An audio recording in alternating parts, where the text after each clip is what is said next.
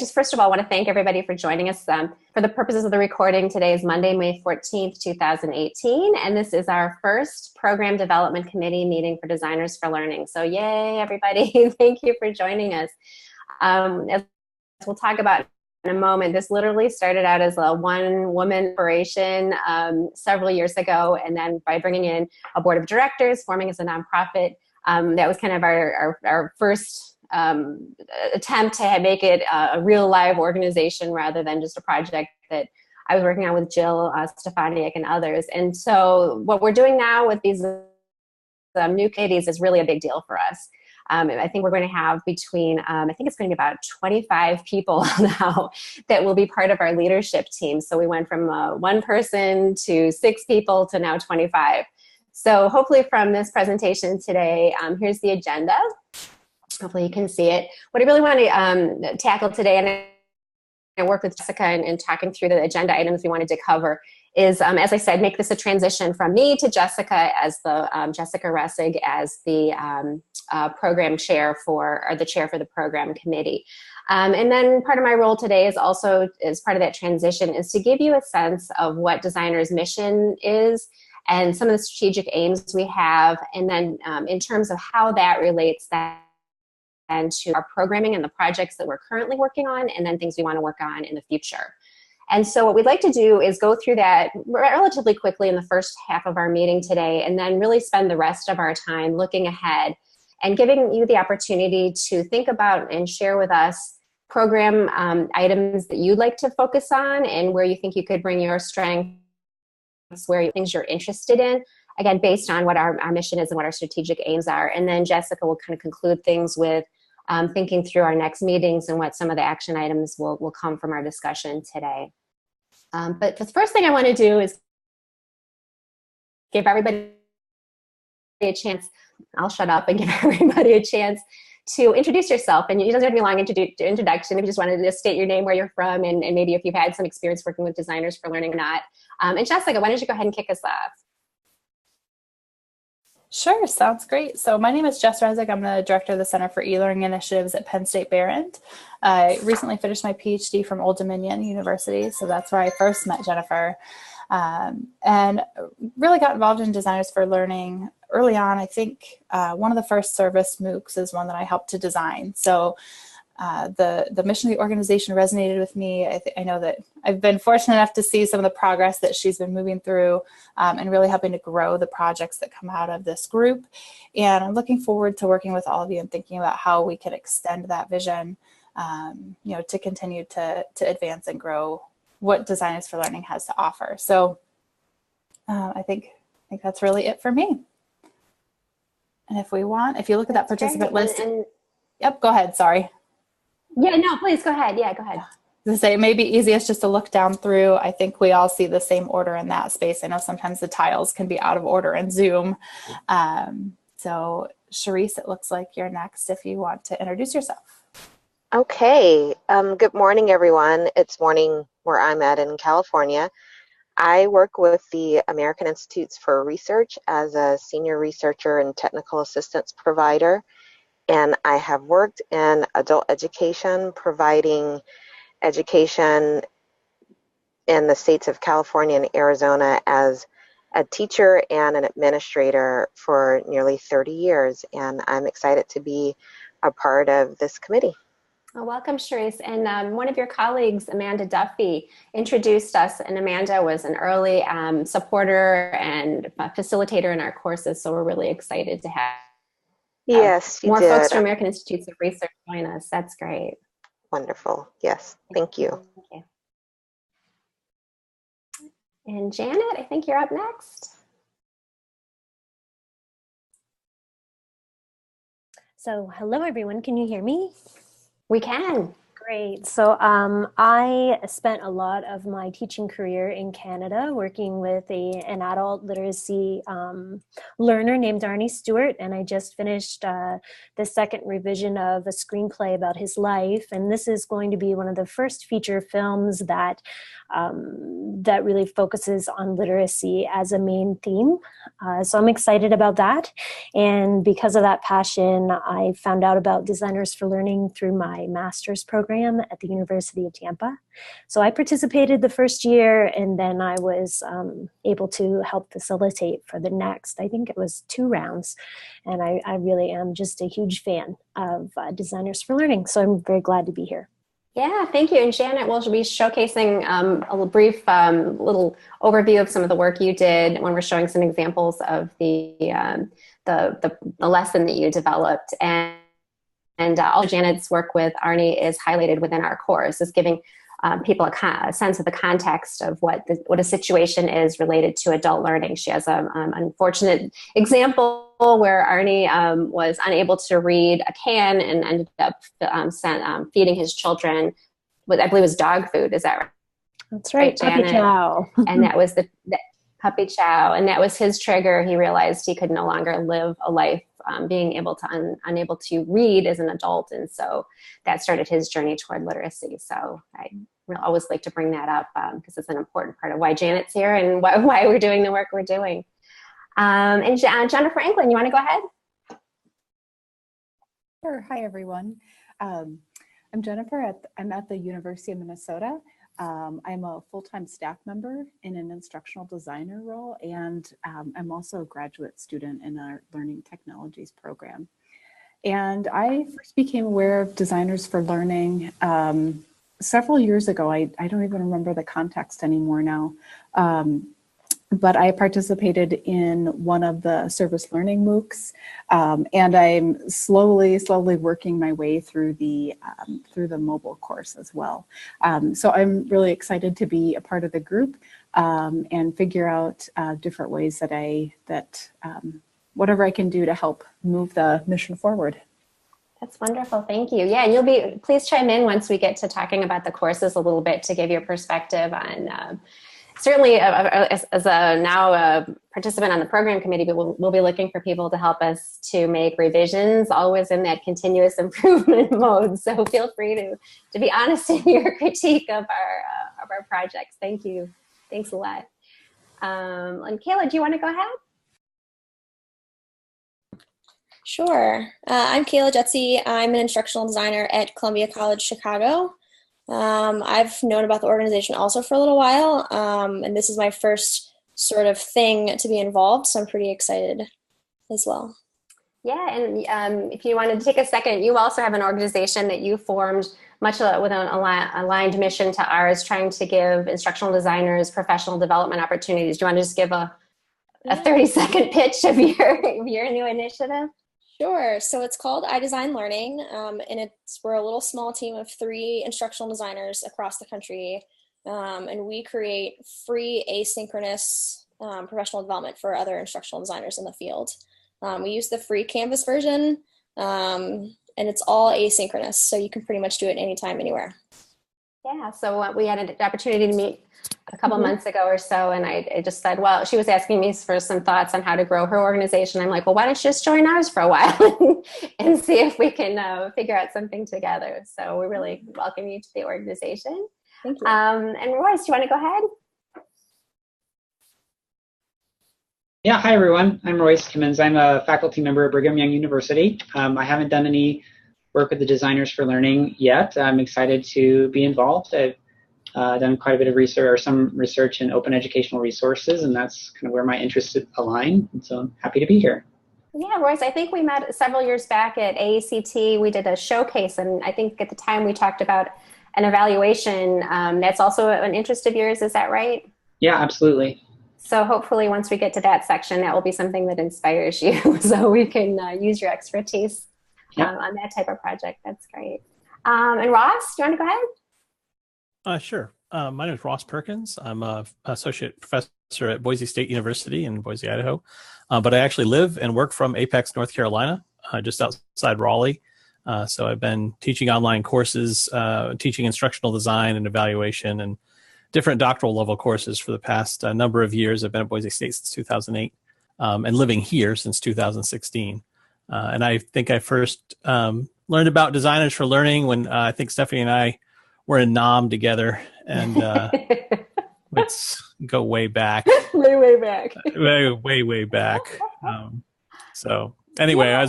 I remember when I first learned about it at AACT. I can't remember how many years ago, just a few years ago, I guess. Yeah, and I we had, was we had the conversation this year then too. Did you want to mention about you being on are you president-elect of the design and development?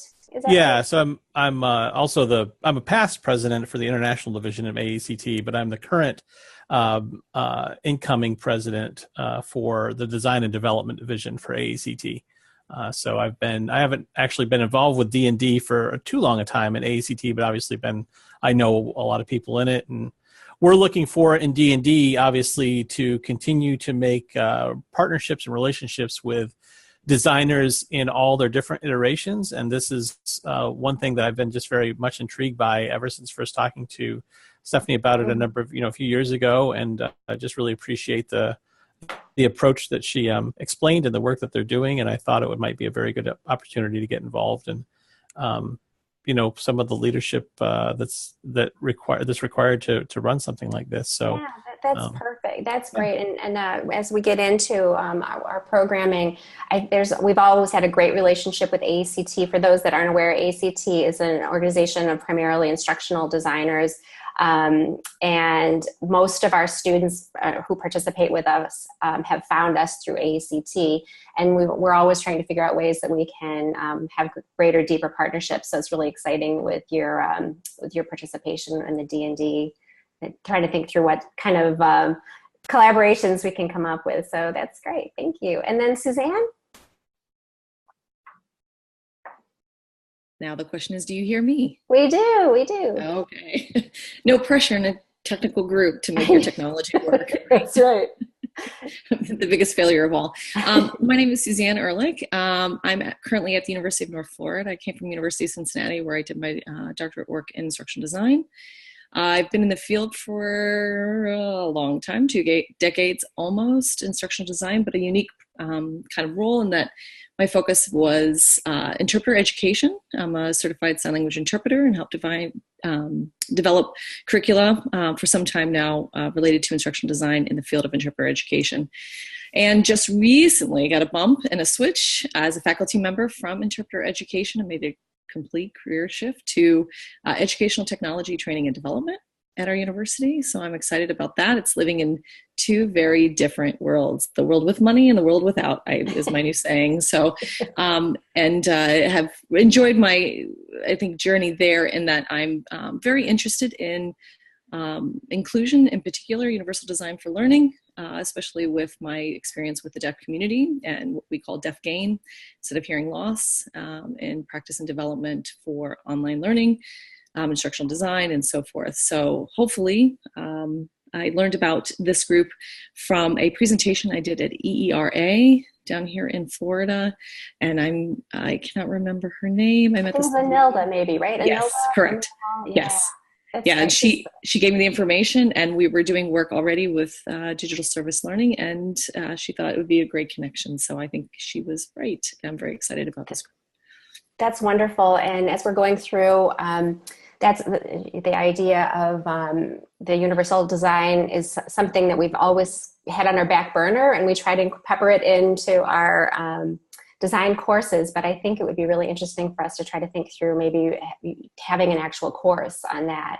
I think it would Kayla and others that are spending some time trying to understand what designers are trying to learn, as those are out when they get out in the field and they realize there are things that they maybe didn't gain experience in. I think that might be an area. Well, I'm teaching a graduate course right now on universal design. So all the mistakes I learn along the way, which I gave my students a project of finding all the errors throughout the semester in my course on UDL as one of our activities. Be happy to share what we learned from that experience as well. That's wonderful. That's wonderful. And then I don't know who it is, but I see a 773 area code calling in. I think that's our last. If you're able to share your introduction. How are you? Can you hear me? Yes, we can. Go ahead. Hey there. It's Emily Tolzman. This sounds like an amazing group. I am calling from Chicago. I work in the field of adult education and adult literacy. I work with 12 agencies throughout the city of Chicago that are adult education providers. And I met Jennifer and Designers for Learning about 10 months ago. And I found Designers for Learning through the Chicago Literacy Alliance, which they are a member of. And I've just been excited about their mission ever since, and I'm a big fan of Jennifer's. Well, I'm a huge fan of yours. Being very, very humble. She's making 12 organizations, but you're the second largest adult education provider in Illinois, second to city colleges of, or the community city colleges of Chicago. Is that right? That is correct. We're actually the first largest provider of civics education. We're in a good position that we have these amazing partners really all over the city. Yeah, and this is what's really exciting for us as Designers for Learning. And I think I brought this up when I spoke with Charisse on the phone about a year ago or so. We've had a lot of time to spend thinking about what our designers need in terms of their training. And the final projects they use are then put out into the world for adult educators. But we haven't had any opportunity to try to use those resources with learners. And Emily has volunteered over the past time I've known her to be a guinea pig with us and try to figure out ways that we can use our resources with her learners, and at the same time also better understand what her learners need as we're designing our resources. So that's really exciting. So yeah. Did I catch everybody? I hope I did. If I didn't, let me know. Okay, let's move on. I'll make this pretty quick. You can find this information within our on our website, but I'm now the executive director of Designers for Learning, and we also have a board of 5 others, including John Bakke, who's the board of directors president. Dr. Monica Tracy is our vice president. Jeff Gumas is a nonprofit. He founded his own nonprofit called Crowd Ed, and he's our secretary. And then we have, I've got to get a picture for Karen here. I don't have her picture. But Karen is a statistician with Northwestern University here in Chicago. And she does not have a background in instructional design or adult education. So it's been really interesting for us to, as I said, kind of grow as an organization and bring folks from the outside to get their perspective as well. And then last but certainly not least, Jill Stefaniak. She was the #1 person with me back in the day when we had our first pilot projects. And so she's been a board member since our inception, and has worked with me as a facilitator and a designer of most of our projects. And I don't think she was able to join us today, but she's an amazing person. So in terms of our timeline, I don't want to spend a ton of time on going over this, but I do think some of this does give you a little bit of perspective on this, really truly this idea that it was an idea I had. I shared it with a few friends, Monica Tracy, and as I said, Jill, that I was starting to teach as an adjunct, and I was realizing that our students were learning a lot of theory and research, but they really didn't have, in my opinion, sufficient opportunity to gain experience doing the actual job where you have real constraints and you have real clients you work with. And so we just started as a pilot and a small project in 2014 and 15. We worked with a nonprofit in Michigan, Grace Centers of Hope, and they're an adult education provider. And we quickly realized that we had tremendous demand from the instructional designers, that we were right, that people did want to volunteer their time in service learning opportunities. And on the flip side, there was incredible need, which we'll get to in a moment, from the adult education side of the house. As we'll talk about in a moment, it's a very underserved population, and there's a lot of opportunity for us as in a community of instructional designers to be able to support them. And so because of those factors, we decided, you know what, I think we've got something here beyond just a small pilot, and we had about 15 to 20 people per cohort, yet we were turning away many, many people. We decided to form as a 501c3 nonprofit, and we didn't really exactly know why, but we kind of knew that it was because we were getting a big, like I said, bigger than a project, but not necessarily something that we could start as a business. There's not a lot of money in this ecosystem, and so we were thinking the 501c3 might be a vehicle for us to be able to get some funding through donations and grants. So that happened in the August 2014 through spring timeframe before that all sorted itself out. And then as Jessica mentioned, in 2016, we, again, to this idea of incorporating more people into what we were doing, we started to design and implement our first large-scale service learning projects, and they were actually pretty much a MOOC, so if you're familiar with a massive open online course. And so we went from cohorts of like 12 to 15 people to our first MOOC had 2,100 people in it. And that sounds kind of cool and impressive until you realize it really is like a traditional MOOC. A lot of people join because they think it's, oh, that's kind of interesting. I want to poke around and see what's going on. But we have the typical completion rates of around 3 to 5%. And that was kind of part of our idea too, because we originally were thinking, okay, let's try to pick people through an application process as part of our cohorts. And we were realizing we were having kind of the same type of attrition. People get busy, it's volunteer. So we decided to cast really big nets and allow people to kind of self-select if they wanted to finish. And so that's worked pretty well for us. We've had about 5,000 people who participated and enrolled, I should say, since 2016. But we are an organization that needs to keep the lights on. We have about $5,000 to $6,000 of fixed expenses that just won't go away with filing fees and just keeping the website going and our MailChimp and things like that. And so then in July 2017, we started to implement 4-fee courses, and they're very reasonable. They're $20. But we had 300 people sign up. So we had very quickly, we achieved our goal of raising like $6,000 for, again, quote, keep the lights on money for our organization. And so as I think it was Jennifer mentioned, she took the, I think she mentioned the mobile learning sprint. That was one of the ones we offered, as well as a Design in the Open challenge. So that happened toward the end of last year. And then probably the biggest thing that's happened to us as an organization that Emily mentioned, we joined the Chicago Literacy Alliance. So we've been very focused on what's happening in the instructional design world. All of our founding board members are from the instructional design community. But we realized we really did need to understand better what the needs are and what we can offer within adult education. And so the Chicago Literacy Alliance is a consortium of about 125 nonprofits, all devoted to literacy.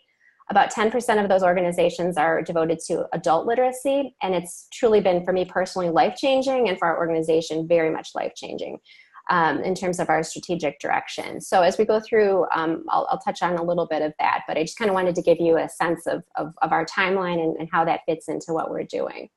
So as an organization, we've spent a fair amount of time going over this sentence. As a board, talking through it. So this is our mission statement. So Designers for Learning provides educational resources and service learning experiences designed to promote all aspects of literacy. And I always used to kind of chuckle at mission statements. I just thought, that whatever, it's part of your marketing campaign. But I really realized as now the executive director, and as we're bringing on more people and we have more opportunities and things come up, the farther we venture away from this statement is when we get into trouble. And so as we're talking about things both today and as we're thinking through things as a program committee, this really does become a pretty important conversation, because the service learning aspect brings in our instructional designers. The educational resources designed to promote literacy really ties us back to what our mission is and what our promises and commitments are to adult education and adult literacy. So that then leads into this idea of who are our constituencies? Who are we here to serve as a nonprofit? And very much our instructional designers are always first and foremost from where we started, in terms of where we started. Our instructional designers, and Jessica, this might be actually a good opportunity for you to step in on some of the work you've been doing to try to better understand what our motivations are of those who join us.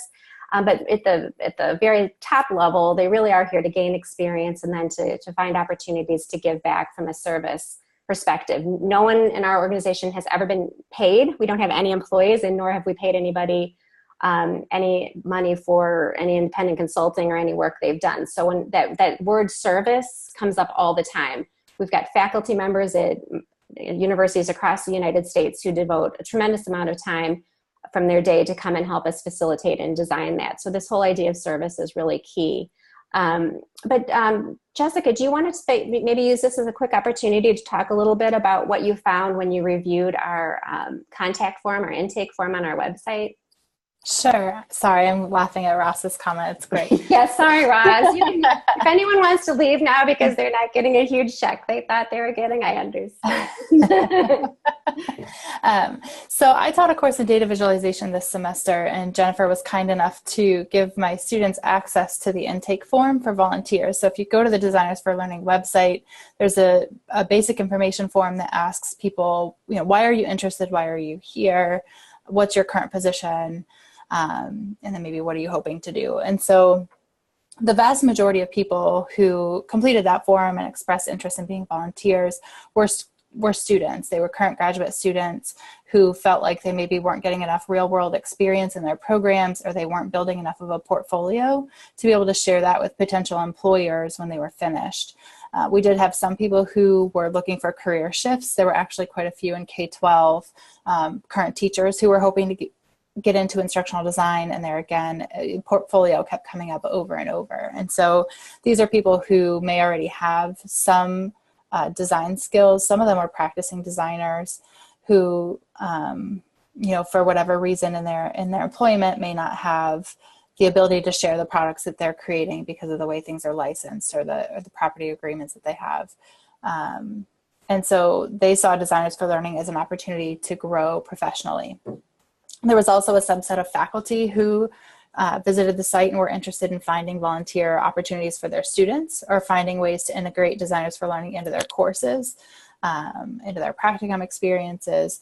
And so all of this information, my students kind of worked their way through, and then Jennifer, I'll be sharing those with you. I have it on my list for today. They're ready. That's great. Students created visualizations based on the information that we pulled out of that form. So by and large, people are just looking for ways to build their skill sets in instructional design, and then to walk away with a product that they can share that illustrates that they have those skills. And I think you did find a fair amount that tying back to the service, like professional designers or others, Yeah. right? That's true. That see this as a compelling opportunity to be able to give back. So I think that's cool too. Yes. Okay, perfect. Thank you. And then on the right-hand side of the screen, I put in quotes basic, because sometimes when I say we're working with adult education, people for some reason equate that to like graduate school. So we're really talking about adults who are seeking basic skills education. And even within the adult education community, saying the word adult basic education actually means a thing. It's a subset of this larger thing we're talking about. So it's kind of a loaded word, hence my putting it in quotes. But again, our commitment then is to provide open educational resources. Everything we create is OER with a Creative Commons license, which helps out both our designers, who then can use it as part of their portfolio, and then also we put it out in the universe for the greater good for people to be able to use.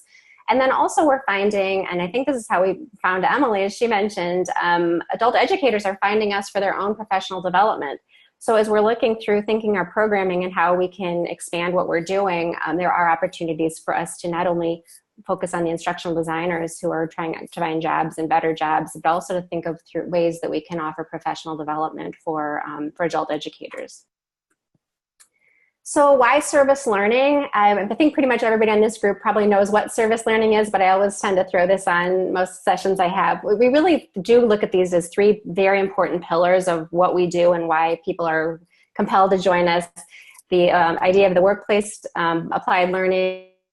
We do incorporate a fair amount of academic coursework within all of our experiences. And then again, this community service aspect. And as Jessica's done a good job describing, there are a lot of people out there that didn't get the formal training and consider themselves accidental designers, and that's really a huge segment for us to be able to work with and target. So they're not enrolled in a formal instructional design program and didn't have the training, but still need to backfill their skills to do the job they're doing or the job they want.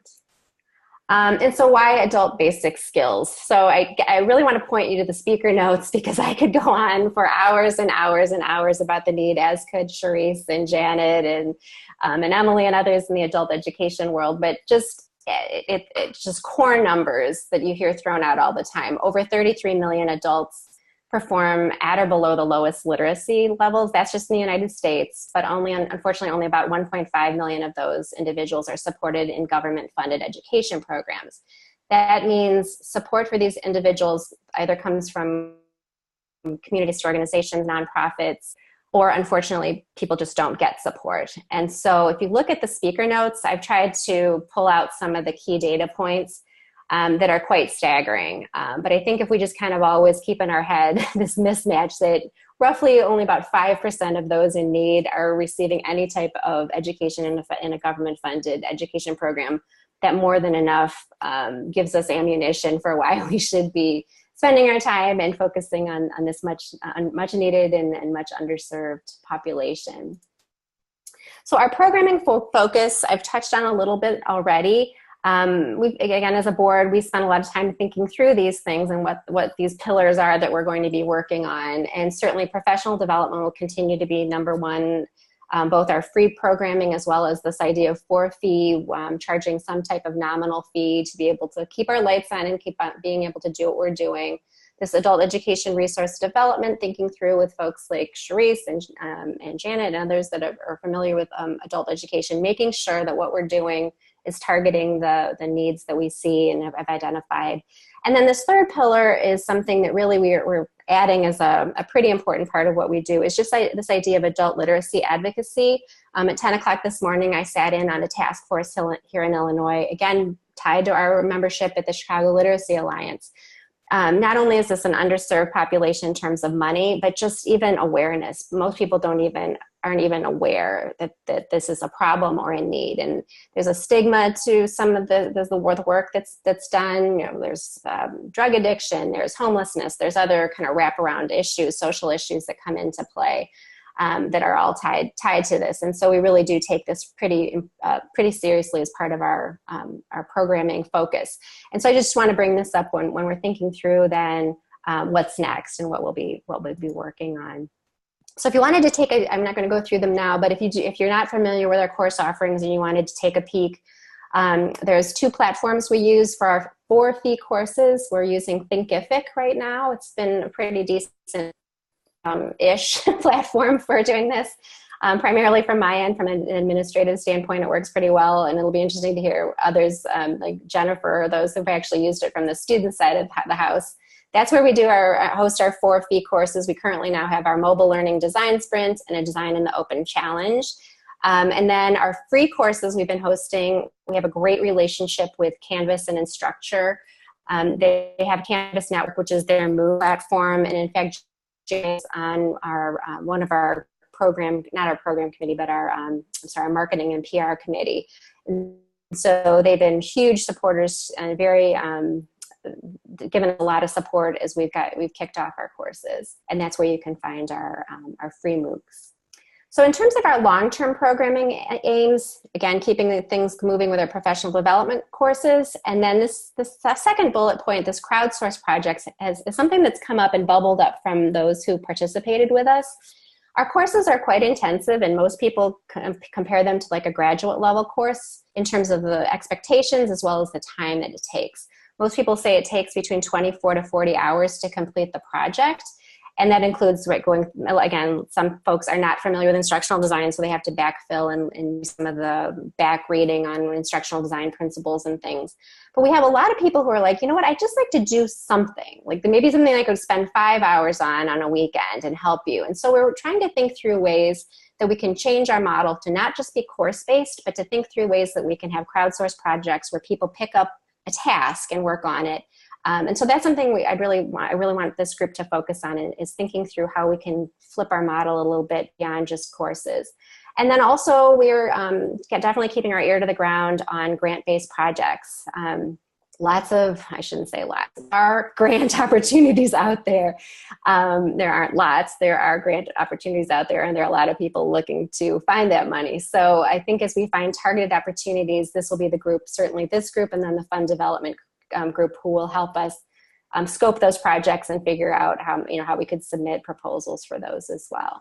So in the short term, so that's kind of the big picture. So in the short term, from now to the end of the year, we have a specific crowdsourced project that we're interested in looking at. It's an adult literacy library, and it's something that Emily's folks at Chinese Mutual Aid have helped us kind of think through what that might look like, as well as others.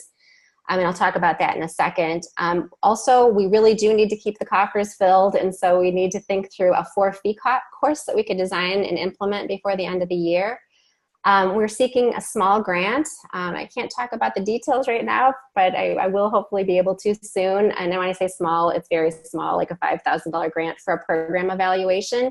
So if that's something you're interested in, certainly raise your hand if you're interested in program evaluation, looking at, again, the MOOCs that we've been doing, as well as the deliverables that the participants have completed. And then the third bullet point is a couple years back, we did something called an Ed Impact Day. It was a 12-hour webcast-a-thon We invited some pretty heavy hitter speakers from the National Science Foundation and Carnegie Mellon and other institutions to come in and take an hour-long slot during the day to make a big long presentation, or make it a big day of presentations from those that are talking about educational impact, both in terms of things that were they identified were needs, as well as things that they were doing. So that's what we did 2 years ago, and we'd like to pick that up again in the fall this year. We skipped last year because it's a tremendous amount of work to pull it together and to host it. But we tied it together with not only being something our constituencies are interested in, but also we tied it into a fundraiser. So I would love for this group to work with our fund development committee to think through what could we do this year. It doesn't necessarily have to be the same format at all. It doesn't have to be that idea, but something along those lines that we could tie into a year-end fundraising campaign and also some type of advocacy work and giving our instructional designers and our adult educators something to chew on in terms of ed impact and thinking about what their impact can be to the profession. So as I mentioned, as an example of the crowdfunding example, we've identified a very large and vocal group who are saying that there is not sufficient reference or reading material rather for low-level learners. And so here's an example of, this is Lindsay Cramond, who was with Chinese Mutual Aid and worked with Emily. And this is an example of some of the reading materials, leveled readers that she put together for her class. And so we think this would be a great opportunity for some of our designers and adult educators to help us to build out a library. And from us kind of talking about this and putting this out in the world, there are others who are doing this as well. And so, for example, if you look in the speaker notes, Marshall University and I think it's some folks down in Georgia have received over the years grant money, and they have a leg up on us in terms of starting this. But the idea being that we would create readers, if you're familiar with like Newsela, is a good example, that are of topics of interest to learners, adult learners, and then are written at various levels. And then some of the wraparound activities that you may have for reading exercises and things like that. So that's one example of, I think, a project that would be really great for a crowdsourced design project. So you may have somebody who's interested in doing the writing. You may have, picking on Emily here, but her husband is an artist. So we may be able to work with some graphic designers and some artists who then can create some images for us. And then it may be an opportunity if someone's not interested in doing the writing, not interested in the images, but they want to start thinking through activities that you could use these lessons in, that would be an interesting opportunity for somebody to then pick it up there. So again, this idea of kind of having a staggered and a staged design process where people could hop in and hop out.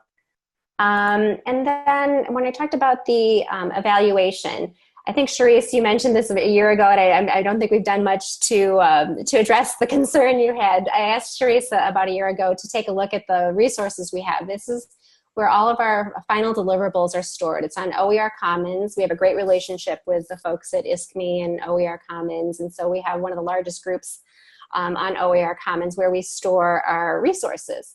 And they're very raw. They have typos in them. It's student work, and I think many of us on here are teachers, and so we know what that means. That, certainly great efforts, but not necessarily something that an adult educator could sit down and work with their learners on. And so we need to go through a process to kind of just determine kind of the best of the best that we should be focusing on, clean those up, tidy them up, and then test them with actual learners. So that gives you a sense of what we're talking about in terms of the evaluation project.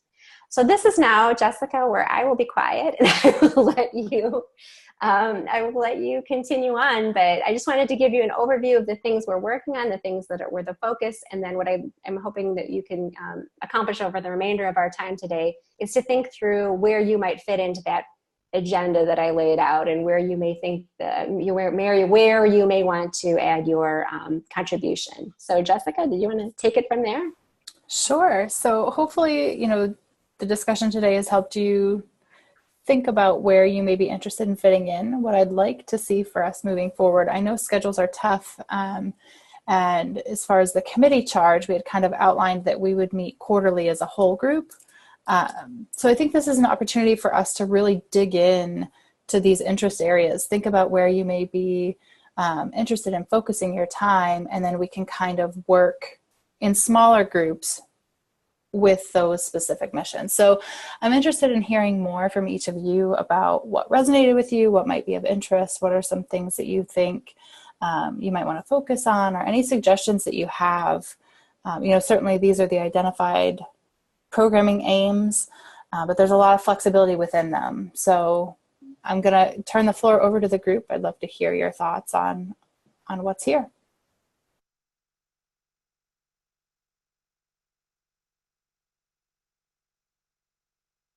And I'm going to practice my instructional wait time because I know we're all a new group.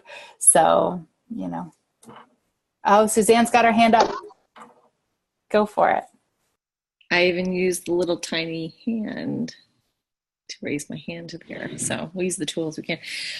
I mean, I'm new to this group, so I'll just jump in. I'm always happy to be used in different ways. I think obviously our backgrounds are all very different, which is awesome. I think I mentioned it before, my interest is definitely in accessibility and universal design for learning. Almost immediately when I see that there's a design piece, and if we're talking about linguistic access, or linguistically speaking, we're talking about literacy, especially with second language learners, and the cultural aspect of designing activities and work around universal design for learning would be very much an interest to me. But of course, I'd be happy to help in other ways too. But it's what stood out to me most when we were looking at that example.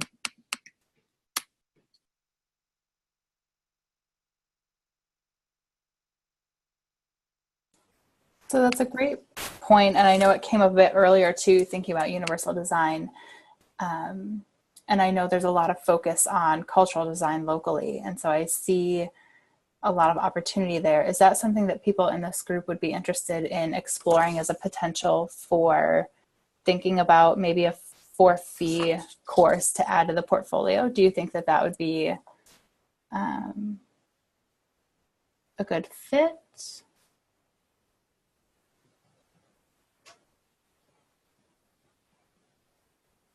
I just have a quick question about for-fee courses. Mm-hmm. What is the costs, first of all? So what are people paying for this? Or are there organizations paying for them? And what do they get out of it? So what is to drive somebody toward getting a for-fee course from Designers for Learning, as opposed to as a non-degree seeking student through institution of higher education or some other type of outfit? Yeah, I can jump in quick checks on that. So really, they're very nominal. $20 is what we charge. It's certainly not comparable, at least in my experience in higher education. I've never paid $20. So, again, we very much bill it saying that your fee is going toward supporting the organization. So that's kind of the deal for the fee piece. In terms of what they get out of it, we do badging, which Jessica actually has done some research on the effects of badging. I was a little surprised. People do use their badges on LinkedIn. Like pretty much everybody that goes through and completes and uses their badge, and those that have a LinkedIn a LinkedIn account, they do use it. So that's kind of the get right now. Now that's what we've done in the past, and we're certainly open to other thoughts on that. And that also is contemplating that we aren't paying anyone to design or facilitate the course. So if we change that model up in any way, so for example, if we start paying someone to design or paying somebody to facilitate, then obviously the fee structure would have to change. But that's what we've done. Oh, great point. Emily's mentioning too, don't forget that the instructors have to satisfy PD hours. That's a great point. As I said, we're expanding our lens, thinking through what adult education instructors might be interested in. And I believe that's why Emily used ours. I think it's in the state of Illinois, they need to have at least 12 hours of continuing education. And so they're using that, Emily was using our experience to satisfy those hours as well. I think this is Charisse. I think that's a great area to look at. I'm so glad that we're going to be looking at how the courses are listed, organized, and trying to consider making them more ready to really access. What I continually hear, even today, and again, I've been in the field for 30 years, and we've pushed the integration of technology in the classroom and using technology to improve learner outcomes. Teachers still are asking for professional development around how do I do it, and it's not just with the existing software that their program might buy. Their program might buy Burlington English or some other software that they're using for their ESL classes or other classes, Aztec, whatever it might be. But they are still not yet even aware of OERs and where to find them and how to access them. So having even a course that actually is designed to teach teachers about what OERs are and how to find and access them is something that I think would be great. And again, that evaluation piece that we're working on, I'm excited to help with that piece. Perfect. That's great. That's a really, and maybe if you could touch on this, I think my introduction to Amanda was actually tracking some of the work she had done on training teachers on OER use. So it's really interesting to hear you still say that that's a need within. Right. That was an Octave, I believe, 2 years ago. Yeah. Okay. I think did we lose Sharice? I think so. I think we lost Sharice. The last piece went out a little bit. Okay. That's wonderful. Thank you. And I see some notes in the chat too. One of the things that I was really passionate about and that kind of drove me to really get heavily involved at this stage is the opportunity for crowdsourced design. So really thinking about what are those component pieces that go into what we do when we create a project, and how could we distribute those or make it possible for people to maintain momentum across projects. So for example, you think about the MOOC, you might have 2,000 people who move through those first module or 2 lessons. They're creating some products and they just fall flat because people stop participating. So rather than losing all that productivity that people have put in at the front, how could we sustain and ensure that we're keeping a solid pipeline of items coming out? So I know that that'll be an area that I'll be interested in exploring in greater detail. I see Royce, Suzanne, a couple others have put some notes here in the chat as well. Support accessibility of courses. That's a great question.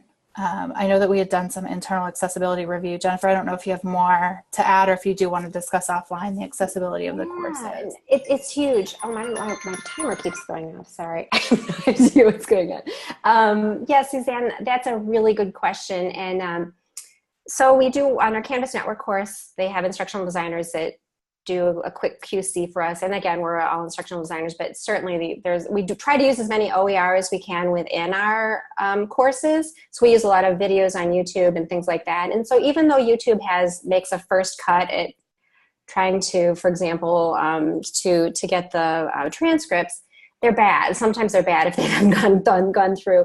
So we did have that issue crop up where a deaf student approached us and said, I love your course, but parts of it are not accessible to me. And I was really kind of taken aback because I thought, wow, how could we have missed something? And so I went in, and so it was a video where maybe the first 5 minutes was captioned really, really well, and you could tell that the person just stopped, and then it was just impossible. And she used that as her example for me.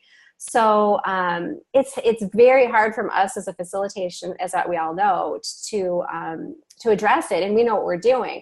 But where the areas I think it would be great to have your input and others is, how do we teach designers how to do this, and what are the key things that they need to consider, and what are the tools available for transcription or whatever other things. And that's an example for a deaf student, but it may be visually impaired. What are some of the other things you need to address? And I don't think we're doing a great job of that right now, other than pointing people out to places to go for information. But I think that might be an opportunity, as we've talked about, for a course or something like that. So we definitely would love your input on that.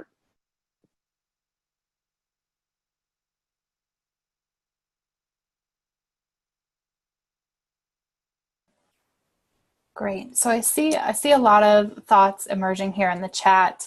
The one space that we maybe haven't talked about as much or had a bit of traction around is that Ed Impact Fall campaign. And so that may be something, Jennifer, that with your guidance and kind of thought processes around what would be helpful from us, if it's brainstorming speakers or thinking about the format of the event, maybe that's something that we could continue to do as a group. That's perfect. That's perfect. Okay. Yeah, because I think primarily the Fund Development Committee will be charged with that, but at some point, like you said, if it's a matter of getting speakers or reaching out to a greater community, it'd be great if we could, be aware of it in ways that we could help. Sure, that sounds perfect. And so I think what I'm going to do at this stage, I see, a lot of diverse interests, and I know we have a lot of people who weren't able to join in today. So there were several more people planning on being on the call who couldn't be here. I'd like to send out a Google Doc that just allows people to, sign up, put some thoughts around it, make sure that we've got a comprehensive list of who's going to be involved in which projects, if that makes sense. And then we can kind of start the conversation asynchronously to make sure that we're capturing who's going to be participating in which spaces. Is that okay with everyone?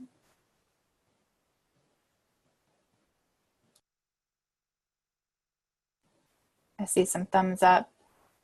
Okay, perfect. Good deal.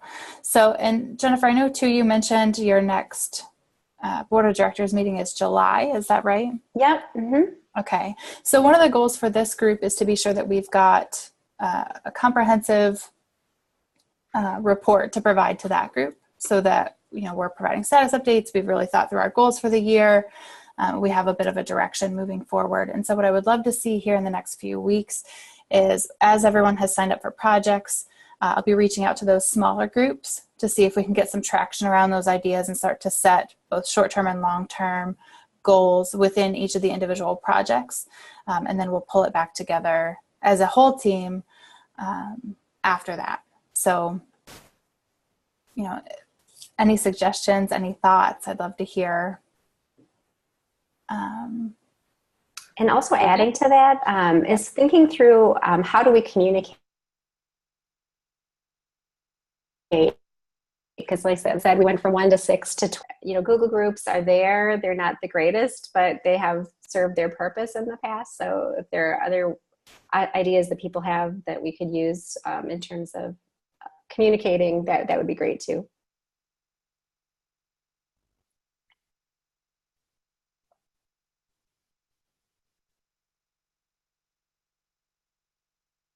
Yeah, Ross, okay, we'll get some postage stamps for you and start sending you some postcards.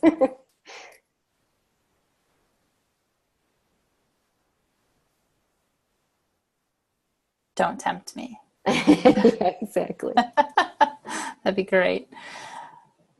And just also to add to what Jessica was saying, our next board meeting is in July. We do have, as I said, this grant in the hopper that may push along our program evaluation. So, certainly it's something we want to do anyway. And if we can get a little bit of money behind it, so maybe we could do something a little more beyond what we're able to do on the cheap, that would be great. And that will also then have a timeline associated with it. So that will be something certainly by July we'll have the firm dates on. And I would love it if by that July time, if we came up with some of the 4 fee courses, like a short list of courses that you think would be interesting for people to work on. Again, kind of thinking through that idea. It's time on task for a person taking the course. The sweet spot seems to be about 20 hours for those courses. But certainly we could look at something shorter, or other people have also thought of maybe, could it be a series of courses where you are building towards something? That's another idea. So if by that July timeframe, if your group could help us think through that short list of maybe 3 to 5 courses or projects that we're going to work on. And then in terms of the crowdsourcing project, the Adult Literacy Library, I actually have a call tomorrow with the Marshall Education people, and that would be a key partner of ours. And so assuming that those conversations can continue, and they actually potentially may have a pipeline to some funding for that. So some of this stuff is things I'm working on in the background too, and I will certainly keep Jessica and the rest of you informed should there be opportunities that these things firm up before July. But if we could do that. And then I think a few of you mentioned you're interested in the Ed Impact campaign. So I think we'll just take a roster of those that we're interested in, make sure you're part of those discussions as well. And the other thing I'll mention, just as you're brainstorming now that we've kind of thrown out these project ideas, is this is also a really great opportunity to pull in more volunteers. So as we think about what that short list for fee courses or others might look like, we don't have to design them all internally with our small group. So we can start finding people with the right expertise, find volunteers who may be interested in contributing. And that's a really nice way for us to continue to grow those teams as well. That's a really great point too. We've had great relationships, as I mentioned, with graduate students. I think I know Jessica, when you were helping us, you were a graduate student and you used, one huge thing I forgot to mention that is important to my next statement. All of these things can certainly be tied to research. And so Jessica helped us on the design and development of the MOOC. And then she also used it as a research opportunity to research badging. So if you or your students that you're working with have a research interest in any of this, we're very much open. We've done numerous publications. I think we're on like 3 pages of Avita of presentations and publications we've done related to our work.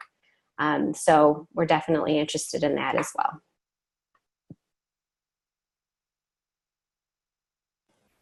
Okay, well, I know we've just got 2 minutes left.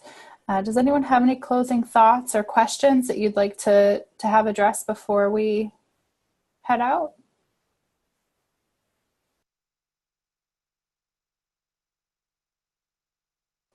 Plan for the next meeting. So what I'd like to do, I'll follow up right after we're off the call with a doodle poll just to pull us all back together as a whole group.